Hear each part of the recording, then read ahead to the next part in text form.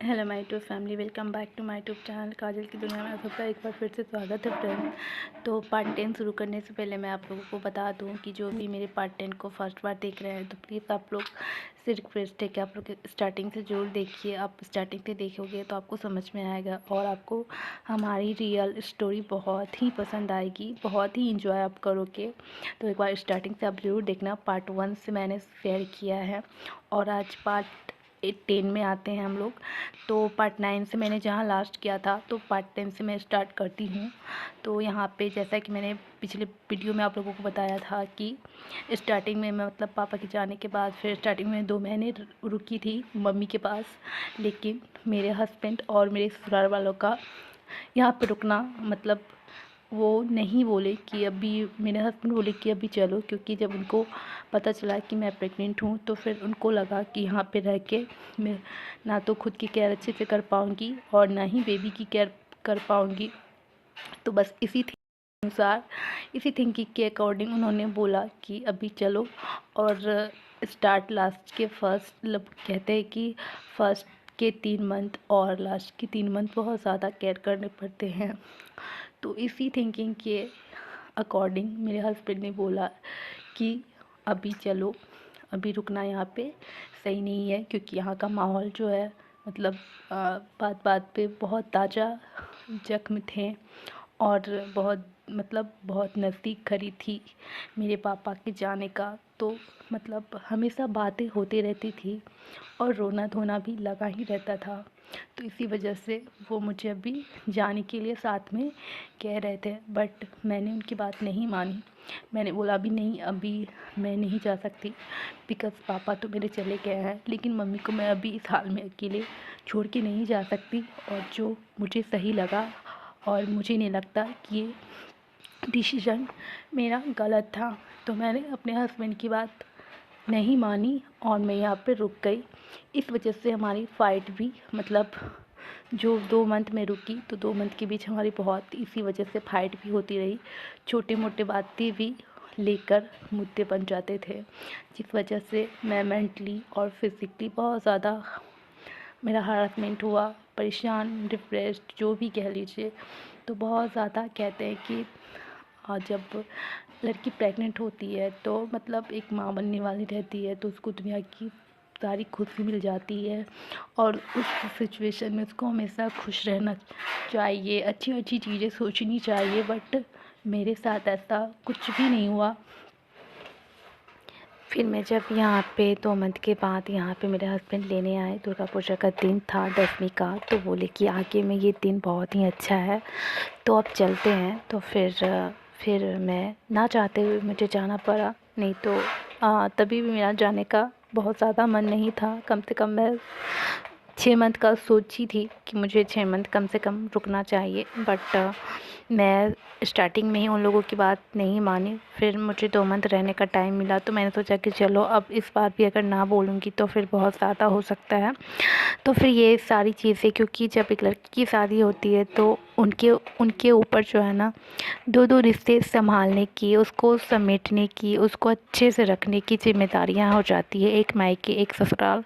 तो मुझे दोनों को लेकर के चलना था, तो फिर इसलिए मैं एक पक्ष को लेके नहीं चल सकती थी, तो मुझे जाना हुआ। तो फिर जब मैं वहाँ पे गई तो वहाँ पे भी अब तक तो बहुत अच्छा चल रहा था मेरे ससुराल में भी। जो एक लड़की के सपने होते हैं, एक लड़की की फैमिली के सपने होते हैं, अच्छे परिवार, शिक्षित लोग, पढ़े लिखे और जो एक व्यवहारिकता होनी चाहिए, सारी चीज़ें बहुत अच्छी अभी तक थी। बट एक चीज़ मुझे, फिर जब मैं गई तो एक चीज़ मुझे कुछ ऐसा देखने मिला जिससे कि मैं एकदम शॉक्ड हो गई। तो वो चीज़ मैं आप लोगों को अगले वीडियो में बताऊंगी, वो मैं अभी नहीं बता सकती।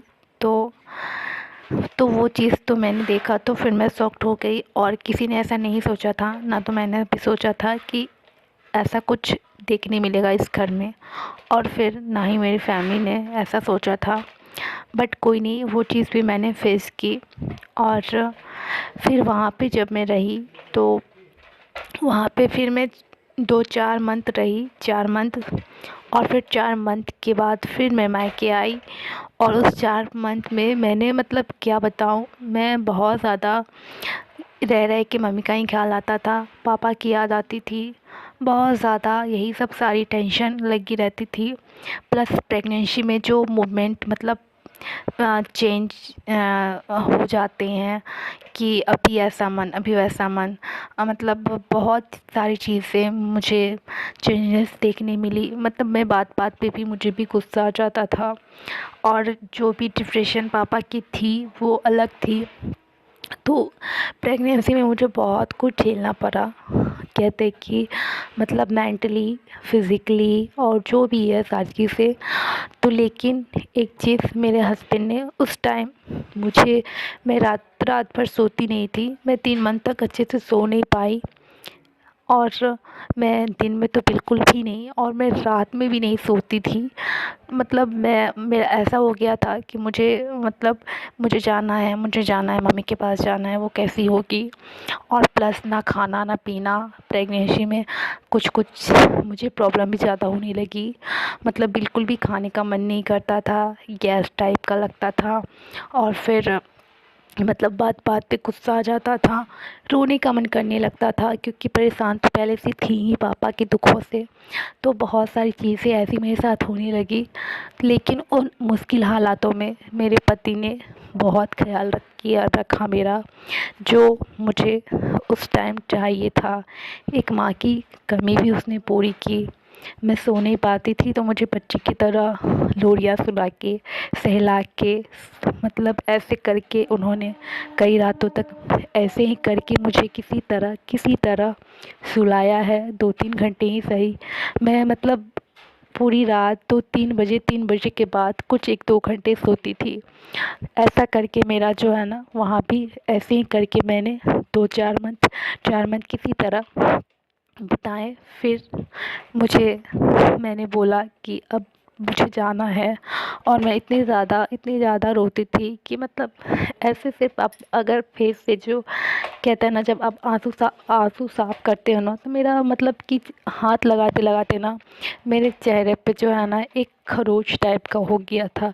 इतनी ज़्यादा मैं क्या बोलूँ कि मेरे आंसू निकले आँखों से।